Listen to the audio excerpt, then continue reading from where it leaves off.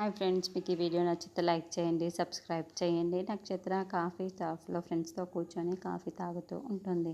నీ లవ్ని నీ బావకి ప్రపోజ్ చేసేసావు, అతనేమో రిజెక్ట్ చేశాడు. నువ్వు చాలా బాధతో బారుకి వెళ్ళి మందు గ్లాస్ని చేతిలో పట్టుకొని ముఖంలో అంత విషాదం పెట్టుకొని తాగుతూ కూర్చోవాలి. నువ్వేమో వెరైటీగా కాఫీ షాప్కి తీసుకువస్తే ఎంజాయ్ చేస్తున్నావు, ఇలా కాఫీ తాగుతున్నావు అని ఫ్రెండ్ అడుగుతూ ఉంటే, ఏం చేసినా కూడా చాలా డిఫరెంట్గా చేస్తాను, చాలా డిఫరెంట్గా ఆలోచిస్తాను. అదే ఈ నక్షత్ర అంటే అందరిలా చేస్తే నాకు డిఫరెంట్ ఏముంటుంది, స్పెషల్గా ఏముంటుంది. మీకు ఒక విషయం చెబుతాను, వినండి. ఇద్దరు ఇప్పుడు కొట్టుకుంటూ తిట్టుకుంటూ ఉండేవాళ్ళు కలిసిపోయి ఫ్రెండ్స్ అయిపోయారు. అటువంటి వాళ్ళు జీవితాంతం కలిసి ఉండాలి, ఎప్పటికీ విడిపోకుండా బెస్ట్ ఫ్రెండ్స్లా జీవితాంతం ఉంటారు. మన ఫ్యామిలీలో ఇలాంటి కథ మీరు ఎక్కడో వినే ఉంటారు అని నక్షత్ర అనడంతో, అవును, మా బాబాయ్ కూడా కథ ఇదే. చిన్నప్పుడు ఒక ఫ్రెండ్తో ఎప్పుడు కొట్టుకుంటూ తిట్టుకుంటూ గొడవ పడేవారంట. ఇప్పుడు అతనే మా బాబాయ్కి బెస్ట్ ఫ్రెండ్ తెలుసా. ఒకసారి మా పిన్ని అతనికి ఏదో అంటే మా బాబాయ్ మా పిన్నితో 1 month మాట్లాడలేరంట అని చెప్పడంతో, విన్నావా, ఇప్పుడు కట్టుకున్న భార్యనైనా మాట్లాడకుండా దూరం పెడతాడేమో అని బెస్ట్ ఫ్రెండ్ని పక్కన పెట్టలేడు. అలా ఉంటుంది.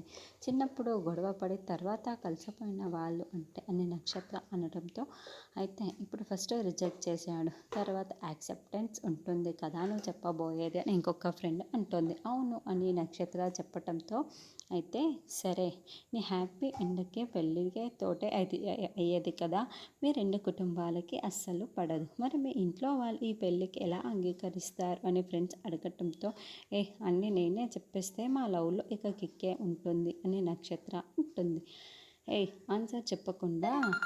ఆన్సర్ చెప్పకుండా తప్పించుకుంటున్నావు అని ఫ్రెండ్స్ అడగటం, వచ్చే నేను ప్రేమిస్తున్నది జీరోనే కాదు, హీరో. ఒక్కసారి మా లవ్ అతనికి తెలిసిన తర్వాత ప్రేమను ఎలా పిలిపించుకోవాలో అతనికి చాలా బాగా తెలుస్తుంది. నా హీరో ఖచ్చితంగా తన ప్రేమను గెలిపించుకుంటాడు అని నక్షత్ర చెప్పడంతో, అయితే నీ బావ నిన్ను ప్రేమిస్తాడు అని చెబుతున్నావు అంతే కదా అని చెప్పటంతో, అవును, ఆ భాగంలో తొలిమెట్టుగా రేపు నా బర్త్డేలో నా బావ మా ఇంటికి వచ్చి తన చేత్తో నాకు గిఫ్ట్ ఇచ్చి నా నోట్లో కేక్ పెడతాడు, చూస్తూ ఉండు అని నక్షత్ర చెప్పటంతో, ఓ మై గాడ్, అదేలా అని ఇంకొక ఫ్రెండ్ అడుగుతుంది. ఇక్కడ ట్విస్ట్ ఉంది, వెయిట్ అండ్ సీ అని నక్షత్ర చెప్తుంది. తర్వాత పూర్ణి నటరాజ్ ముందు ప్రాక్టీసింగ్ చేసుకుంటూ ఉంటే, గగన్ హాల్లో ఉన్న సోఫాలో కూర్చొని చరణ్ చెప్పిన మాటల్ని ఆలోచిస్తూ ఉంటాడు. అప్పుడే శారద జోరు తీసుకొని వచ్చి, నాన్న గగన్ ఇదిగో తీసుకో అని ఇస్తూ ఉంటుంది. వద్దమ్మా అని గగన్ అంటాడు. నాన్న, నిన్న ఏదో ఇంపార్టెంట్ పని మీద వెళ్తున్నావని వెళ్ళావు కదా, ఏంటి నాన్న చెప్పు అని శారద అడుగుతూ ఉంటుంది. అమ్మ, నేనైతే వెళ్ళాను, చెప్పాలనుకున్నది చెప్పేశాను, ప్రపోజ్ కూడా చేసేసాను. అటువైపు నుండి సమాధానం వచ్చేలోపు పెద్ద డిస్టర్బెన్స్ అని గగన్ ఫ్లోలో చెప్పడంతో, ఏంటి ప్రపోజ్ చేశావా, ఎవరికి, ఎక్కడ, ఏం ప్రపోజ్ చేసావు, ఏం డిస్టర్బెన్స్ వచ్చింది అని శారద అడుగుతూ ఉంటుంది. అదే బిజినెస్ ప్రపోజల్ నేను వాళ్ళకి మెయిల్ పెట్టాను, అటు సైడ్ నుండి రిప్లై రావాలి. నేను భూమిస్తున్న విషయం అసలు విషయం చెప్పకుండా గగను ప్రేమిస్తున్న విషయం అసలు విషయం చెప్పకుండా బిజినెస్ విషయం అని మార్చే చెప్పేస్తాడు. ఈ లోపల పెద్ద వైరస్ వచ్చి మొత్తం సిచ్యువేషన్స్ని మార్చేస్తూ ఉంటుంది అని గగన్ చెప్పగానే, సిచ్యువేషనా అని భారత షాకింగ్గా, సిచ్యువేషన్ కాదమ్మా, సిస్టమ్. ఆ పెద్ద వైరస్ వచ్చి సిస్టమ్ అంతా పాడు చేసింది. ఇప్పుడు రిప్లై వస్తుందో లేదో, మెయిల్ వస్తుందో లేదో అని టెన్షన్ పడుతున్నాను. కాలమే అన్నింటికీ సమాధానం చెబుతుంది అని గగన్ చెప్పడంతో, కాలమా అని శారద మళ్ళీ అడుగుతూ ఉంటుంది.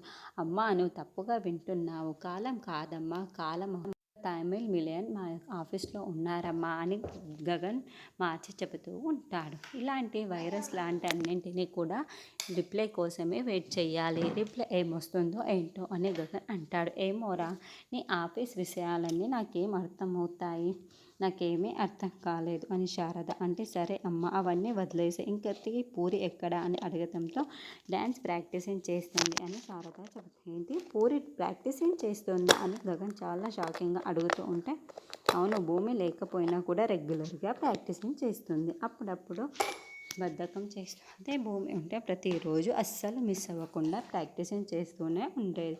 భూమి ఈ ఇంట్లో ఉంటే ఈ ఇంటి కలే వేరేలా ఉంటుంది, ఈ ఇల్లంతా కూడా అని శారద భూమిని పొగుడుతూ ఉంటే, మళ్ళీ గగన్ భూమిని తలుచుకుంటూ బాధపడుతూ ఉంటాడు.